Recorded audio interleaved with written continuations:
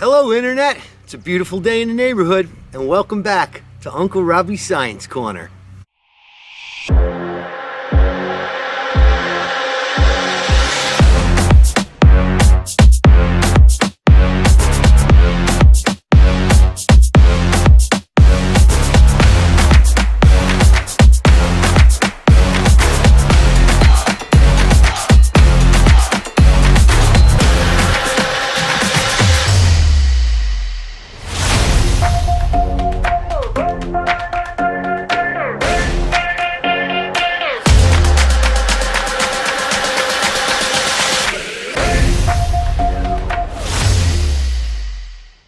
Hey guys, how you doing? I'm sitting here on the little stone wall at my parents' house in upstate New York. It's a beautiful day. I got my son out on the Massey Ferguson mowing the lawn because it's going to probably be the last time I see him for a while because he's moving to Vermont. He got a job up there in the lucrative marijuana industry.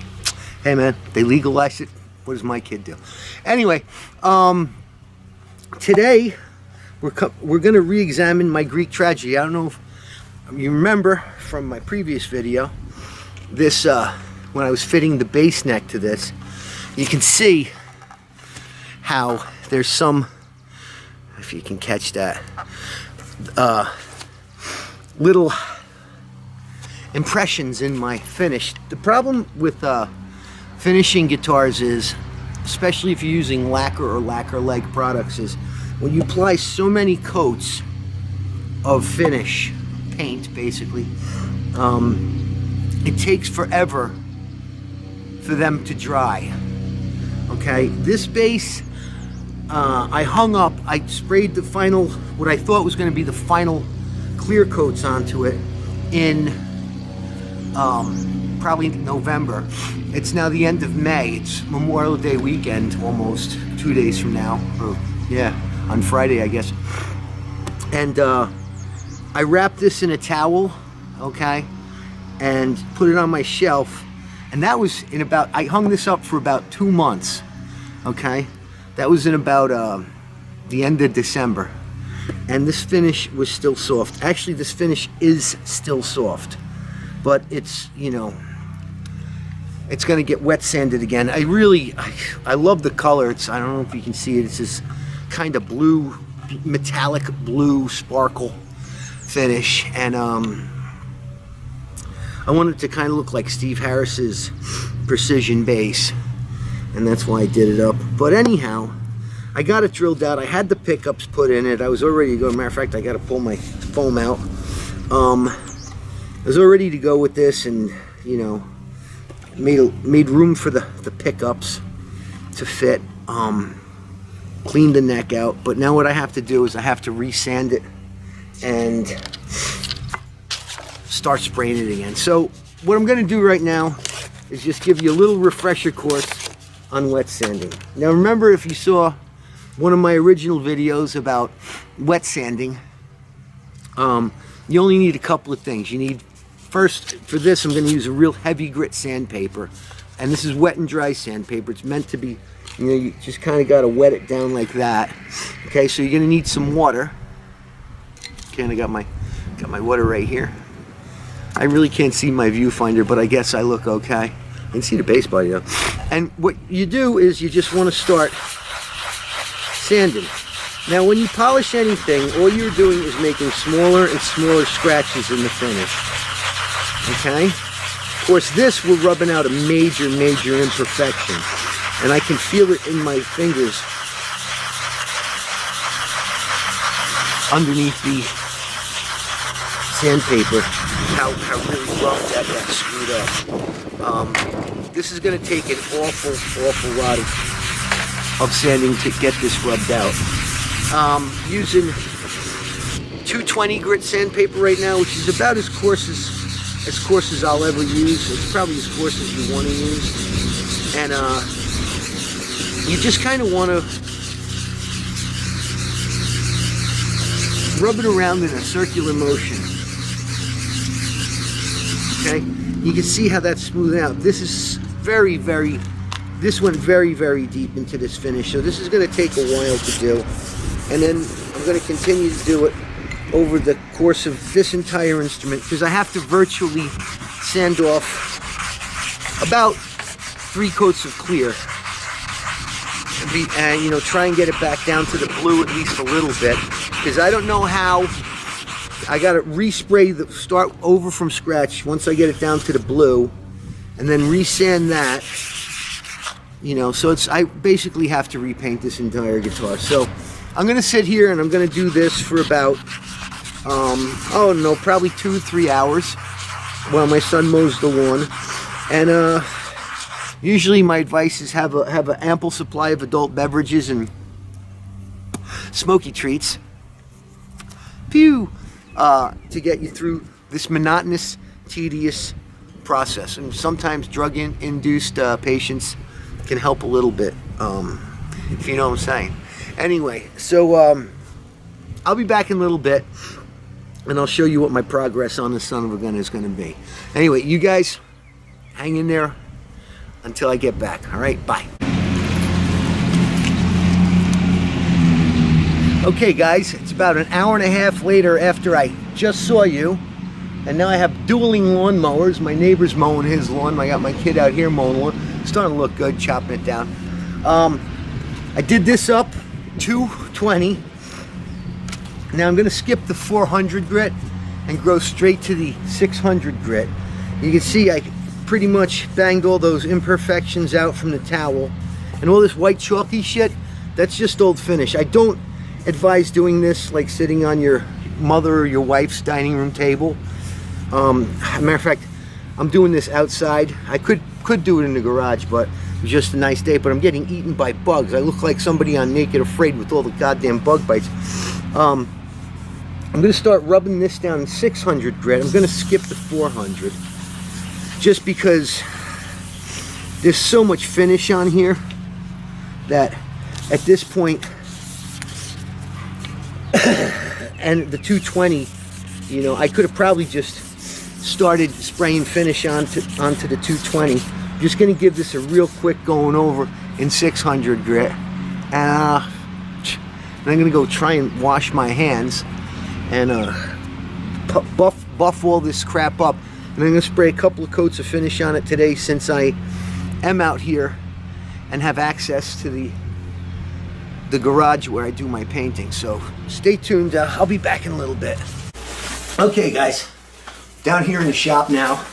I'm just going to give this thing a quick rubbing out with some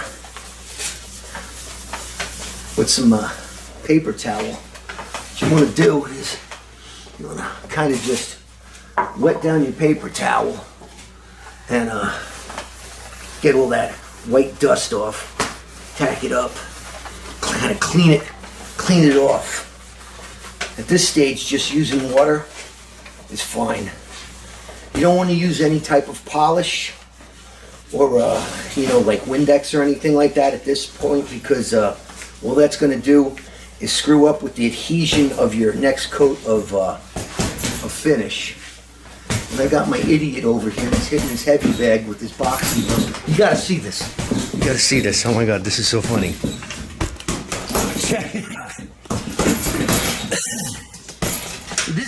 This is what happens in Uncle Robert's Science Corner. The science of beating the crap out of people. What's this?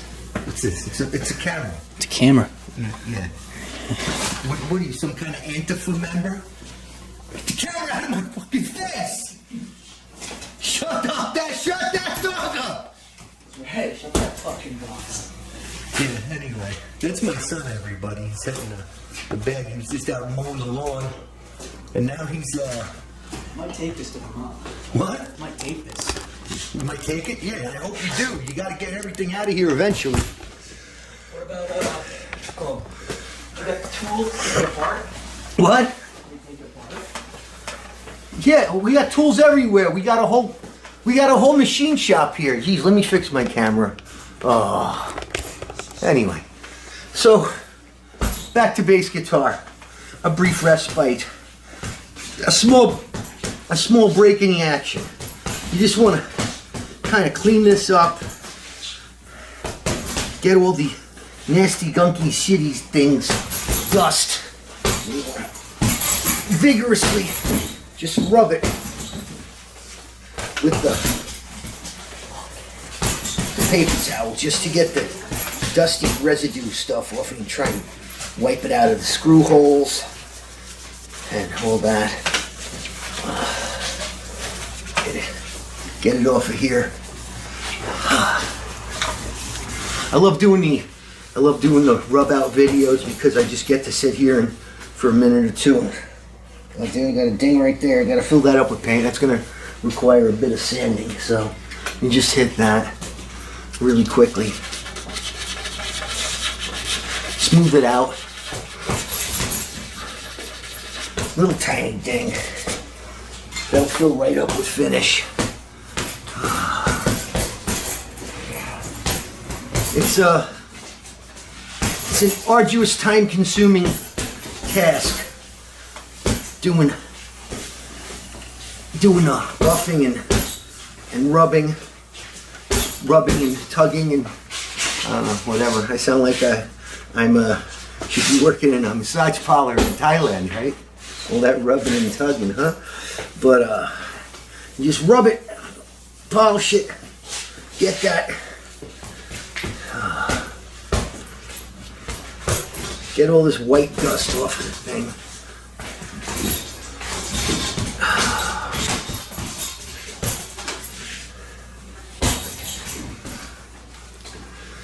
You know, just basically like that. I'm gonna keep doing this, and I'm gonna show you. These cameras up? What? These cameras on? Probably. He's gonna watch me beat the shit out of it. Yeah, hit that sucker, baby. Hit that sucker. And I look at the camera, and I think about him. Yeah. Oh well. Bobby's having a little bit of letting out a bit of aggression. People's families stress them out the most. But anyway, I'm gonna just give this a quick rubbing, and then I'm gonna put the camera over there and show you how I spray the finish. This is just to prove that anybody, if you have a space to do it and enough patience, can finish a really nice body on their own using rattle cans. Okay? Anyway, and what a hell of a day. Okay, guys, I got the camera focused in on this body, and what I have here is just regular old Rust-Oleum. You know, it's metallic blue paint, and I'm going to show you how to apply it. Now, first thing I'm going to do is just give the first few sprays just in the air. So you just spray it in the air. And I know all about spraying it in the air. And now what you do is you want to just start from the edges and with a gentle sweeping motion, sweep it back and forth, okay? So here we go.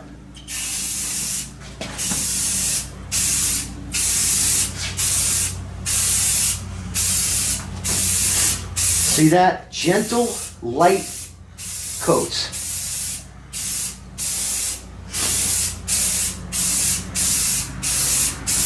Okay, that's good for that. Move around the edge. The sides. Okay? And I spray flat. My way of doing it's quite different from most people's, because I'm quite different than most people. But I like to do it flat. This way, it doesn't run. It takes longer to do it this way, but I think it gives you a better finish, because the finish just kind of lays down on it and dries. And that's it. That's all you want to do. That's as fast as you want to paint this. And you can see that thing is looking beautiful already. This is going to require about, I don't know, one more can of paint, I guess. And this can of paint. And then probably another half a can of clear coat on top of it. So we're going to let this sit for a few minutes. Oh, missed a spot. There you go.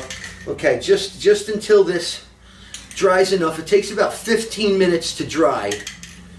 And you can recoat. I mean, according to the can, the directions is hold can 10 to 16 inches from surface and do not strike can. Okay. The can in motion while spraying for best appearance. Apply one light coat followed by one wet coat. Followed by one wet coat.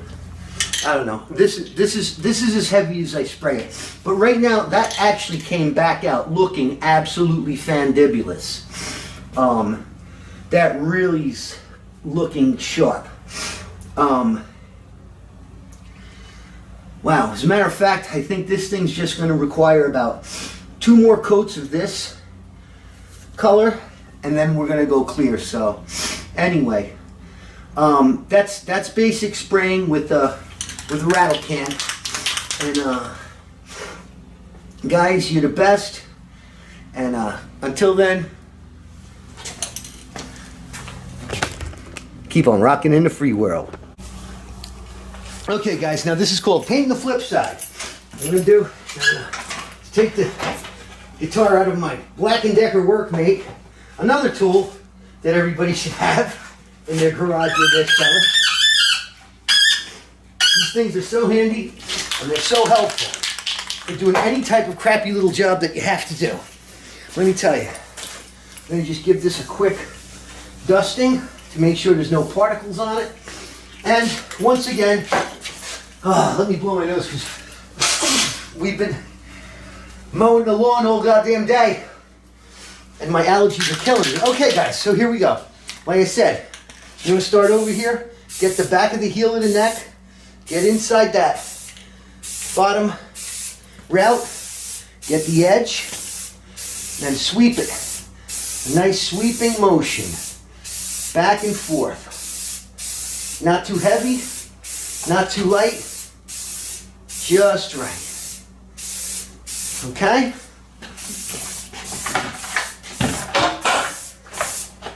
All right?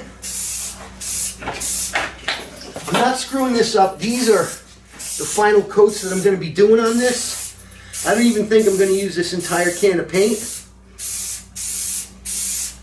on this base because, like I said, do this with a mask or in a well-ventilated area. And right now I got the garage door open, so I'm getting plenty of fresh air. And look at that, just getting beautiful.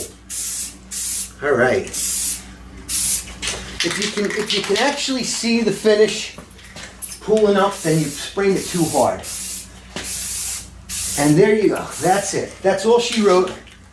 And I'm going to let that sit here for about a week, just so it hardens. Okay? I'm going to get that to harden really nice, and I'm going to come back. I'm going to do another coat of this. All right, then I'm going to wet sand it again with 600 grit. I'm going to do one more coat of this, and then I'm going to start clear coating it. That's going to be my plan. Now, let's see if everything sticks to plan.